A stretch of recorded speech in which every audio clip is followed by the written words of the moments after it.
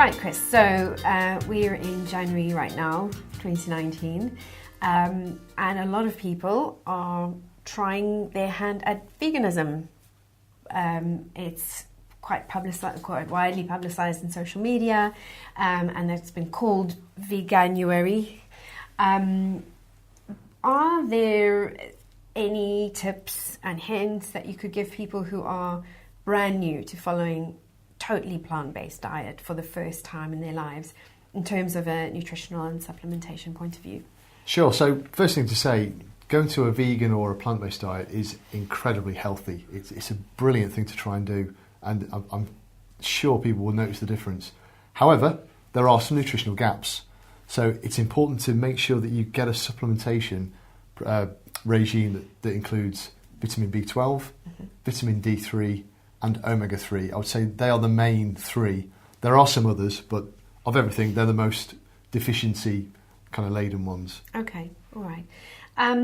Why are those three important to look at for someone who follows a vegan lifestyle? They are nutrients that we just cannot get from plants, or we cannot get enough. So B12, for instance, it just does not appear in plants. It's the same for meaningful omega-3. When I say meaningful, I mean in the forms the body will utilise. So DHA, docosahexaenoic acid, or EPA, eicosapentaenoic acid. They're the forms the body needs. They're in fish or algae. They're not in plants. It's in the form of ALA, alpha-linolenic acid, which is in things like flax, but it's just not the right form. Same for vitamin D. So we don't get D3 in enough quantity from plants and fruits. We need to supplement to get enough. Okay, so how can you get your hands on a supplement that is vegan that covers these three groups? So we offer them in the Vegetology range. I think the important thing whenever looking for supplements for the vegan community is to look for the Vegan Society logo, because that means the formula has been ratified independently by scientific experts. So they're the voice of the vegan community. We're proud that all of our products display that logo. That means they've ratified our formula and they're all completely suitable. So as a catch-all supplement for Veganuary, or moving to a vegan or plant-based diet, we've got VegVit, which contains the full spectrum of vitamins, minerals that you may be lacking. And then we've also got Opti3, which is our algal omega-3. If I was going to give the full advice to people, I would say use the combination. Opti3 and VegVit is a fantastic daily regime to support a plant-based diet. Okay. And if people who try it for the first time like it and want to carry on, is there anything that they need to consider long-term following a vegan diet in terms of nutritional gaps? It's really keep a really close eye on possible gaps. So luckily, when moving to a plant-based diet, a vegan diet, the individual will automatically be really well aware and well educated about what they are consuming, which is fantastic. Yeah. It's much more than the general population who hasn't got a clue. But there will be gaps. And if you're not sure, if you think, I think I'm getting enough vitamin D, but I'm not sure, I think I'm deficient in B12, talk to your GP, because they'll be able to offer some guidance and some testing. But it's important to remember, you will not get B12 from a plant-based diet unless you're taking foods that are fortified. It's the same with vitamin D3, and it's the same with omega-3. So whatever you do, even in the long term, keep that in mind, that they are going to be a deficiency unless you act. There are other things, so vitamins A, vitamin K, iron, calcium, selenium, iodine, they're all nutrients that we can be low when going to a plant-based diet, but some are high. So that's about choosing the right plants. And again, do the research and just keep an eye on it. But a catch-all multivitamin like VegVit is a pretty good idea, just to make sure you're getting everything. And you mentioned previously that one can sometimes expect to have a change or experience a change in energy levels when you move over to just eating plants. Can you talk a bit about that and why that is? It's a very well-known, I want to say side effect, but impact of changing diet. So when we were developing Vegetology, we would always get the phone ringing or the emails, please, please, please look at a product for fatigue, for tiredness. And it's mainly because some of the nutrients that we would get from fish or from meat, including B12 and some minerals, they are just lacking, or they're a little bit less. Sometimes protein intake is a bit down. So we do get fatigue and tiredness. So we've developed our Active Energy Complex, which is all about fighting that daily fatigue and tiredness. So we're looking at some of the nutrients that might be missing during Veganuary or moving to that kind of diet. And we're just trying to offer something to overcome it. Yeah, okay. So your supplements are vegan and vegetarian in their ingredients, but one thing I did also want to ask you was, are some supplements and medications, the way they are made, do they include some sort of animal products, or can they in the, and I'm talking about the casing and that kind of thing, is that something that happens as well? Definitely. So a big example is a capsule. If you see a soft capsule, so we've got Opti 3, it's in a clear soft gel. I was going to say gelatin, soft gel capsule. Okay. They're often made of gelatin, which is from cow origin. Okay. We use a carrageenan, so a kelp, a seaweed shell, and starch. So it's a really good point. Some other stabilisers or preserving ingredients could be animal origin. So it's always worth look at the full label. And again, that's why I would recommend look for the Vegan Society logo, the Vegetarian Society logo, because then you can, as the consumer, can take the confidence. They've done the homework for you. Yeah.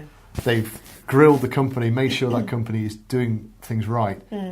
Because I still find it amazing. We see algal omega-3, so a vegan or vegetarian omega-3, in a gelatin capsule. It's what's the point? The capsule's worse. So it's a really, really good point. Yeah, okay. And how, as a company, do you get around finding good sources of these sort of non-gelatin? For example, you mentioned it was seaweed that you use, seaweed origin. How do you work on these vegan substitutes?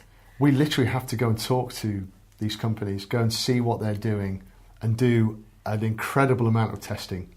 So you're right, performance is everything. So for Opti 3, it's not just about the capsule being non-gelatin, non-animal. Is it adequately protecting the oil? Because one of the main reasons we put it in the capsule, omega-3 oil goes off very quickly. Okay. It oxidizes and it will taste horrendous and not be stable. So that capsule is doing a protective job. So we do loads of testing to prove it's doing what we need it to do. But yeah, it's really difficult. In answer to your question, we have to talk to these suppliers, see for ourselves what they're doing, and then be satisfied it's suitable for our products. Yeah, okay. So you mentioned, so someone has decided to become a vegan, you have a host of products. Can you just take us through a quick rundown again of what you would say to them, what they should have in their medicine cupboard or vitamin shelf, just to make sure that they are in good health? Okay, so vitamin B12 I mentioned, and that's linked with energy. It basically speeds up or controls the speed of reactions in our body, linked to metabolism. So if you're vitamin B12 deficient, you're highly likely to be suffering from fatigue. But it's also linked with problems with the nervous system, the immune system. You can develop anemia.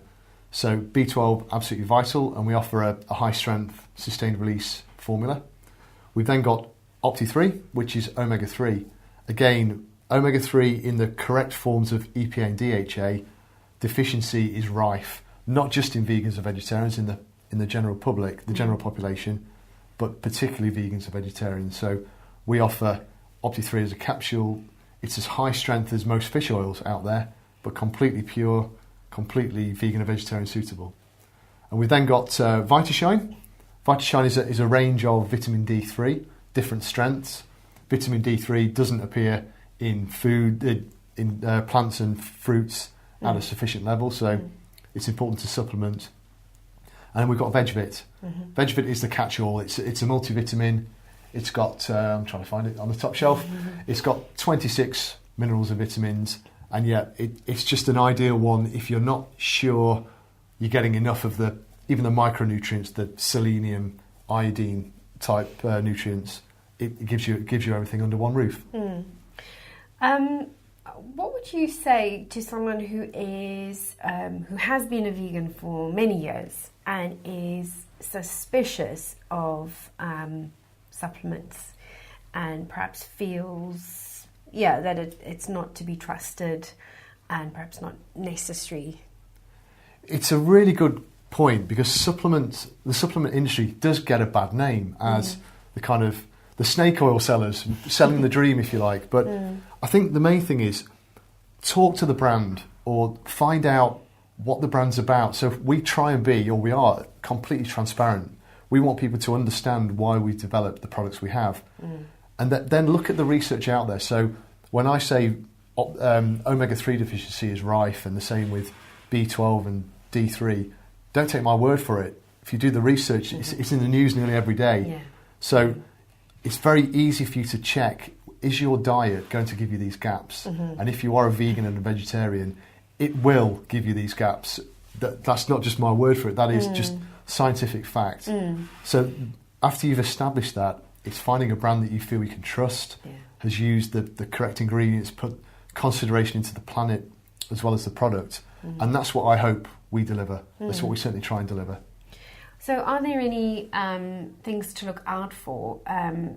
Or how will you know that you've come across a trusted supplement supplier or manufacturer? I always think independent verification is vital, and it's one of the main reasons when we first started, the first port of call for us was the Vegan Society and the Vegetarian Society, and we did that during the development of the products to say, look, here's what we're proposing to do.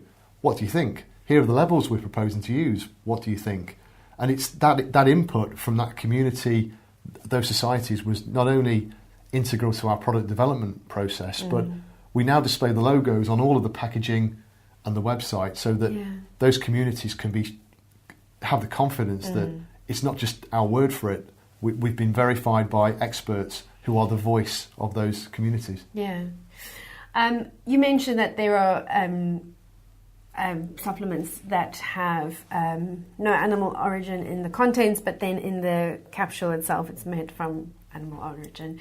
Are there any other discrepancies or things that you've come across in the industry where things just don't quite add up, but if you didn't know to look for them, it would completely pass you by? There can be, and even down to how plants are extracted. So when we buy herbal extracts, for instance, or how a vitamin is made, there can be dairy origin enzymes, or there can be bone origin filters for removing certain parts of plants. And of course this doesn't get through to the consumer. It often doesn't get through to the manufacturer.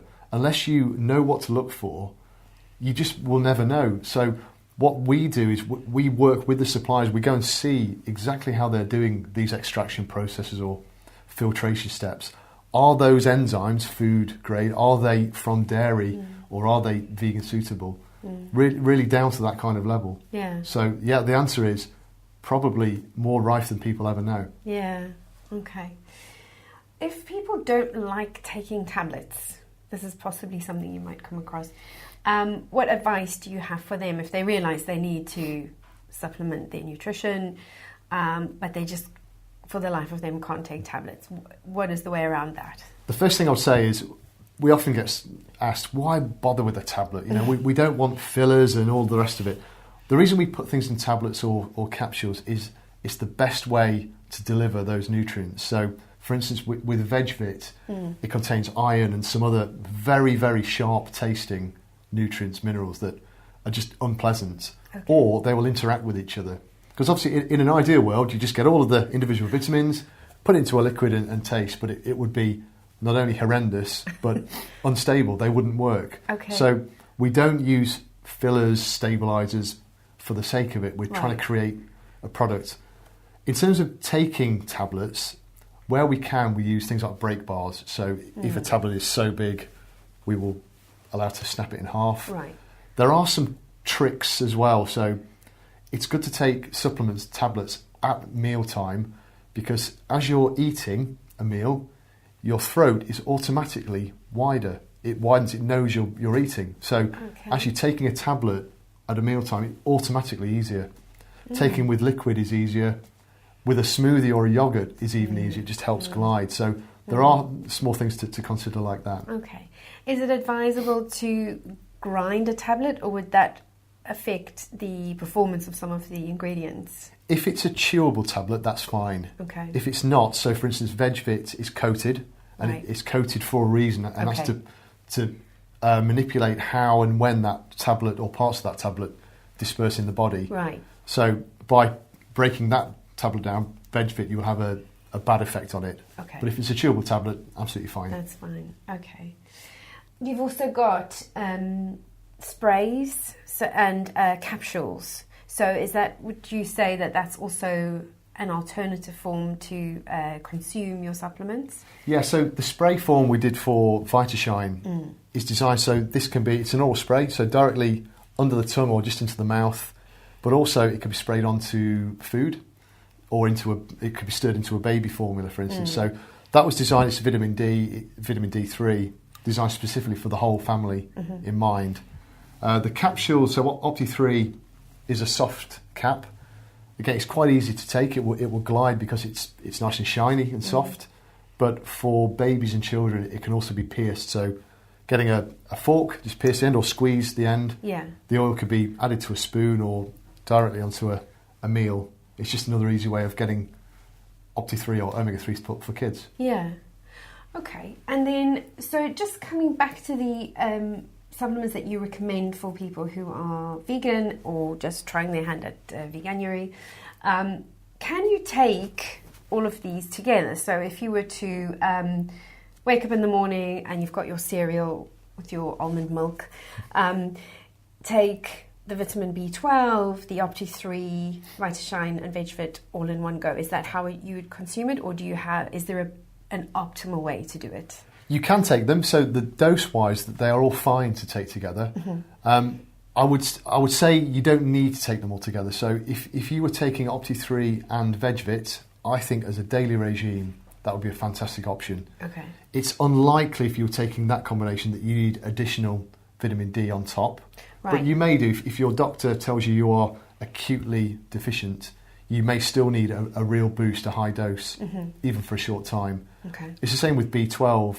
If you're taking VegVit, it contains B12, but we sell a really high dose B12 as well. So on the whole, the short answer is yes, they're fine, but I don't think you would need to take all four. All of them, okay. So it's just about finding what works for you as well. Yes. But they don't interact with each other negatively if you were to take any of these? Correct. Okay, great. And if you've tried Veganuary and you still prefer meat or fish, so come February you decide to include meat back into your diet, reintroduce it, can you still carry on taking these supplements? Would they affect you? Would you then get too much of something? No, it's highly unlikely that you would get too much of a certain nutrient because of the levels you're getting in your normal diet. Okay.